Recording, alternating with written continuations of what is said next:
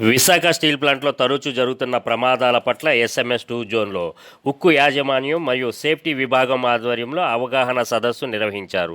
ఈ సందర్భంగా ఉక్కు అధికారి MS రావు మాట్లాడుతూ అగ్ని ప్రమాదాలు జరిగినప్పుడు ఏ విధంగా వ్యవహరించాలో, ప్రమాదం నుంచి ఎలా బయటపడాలో మాక్ డ్రిల్ ద్వారా వివరించామని తెలిపారు.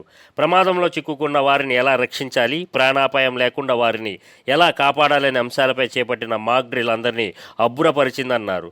కార్యక్రమంలో senior manager, site incharge Veerakumar, safety అధికారి రాజేష్, ఉక్కు ఉద్యోగులు, కాంట్రాక్ట్ కార్మికులు తదితరులు పాల్గొన్నారు.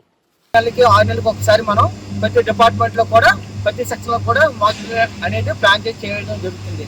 దీనివల్ల ఏంటంటే ప్రతి ఒక్క ఎంప్లాయీస్ కానీ కాంట్రాక్ట్ వర్కర్స్ కానీ అందరికి కూడా ఒక అవేర్నెస్ రావడానికి, ఒక ఇన్కేస్ రియల్లీ యాక్సిడెంట్ అయితే మనం ఎలా తెప్పించుకోవాలి, ఇటువంటి ఈ క్యాజువాలిటీ జరగకుండా ఒక ప్రభుత్వ ఆస్తిని ఎలా రక్షించుకోవాలని ఎలా కాపాడుకోవాలని తెలుసుకోవడానికి మాత్రం ఈ మాక్ డ్రిల్ నిర్వహించడం జరిగింది.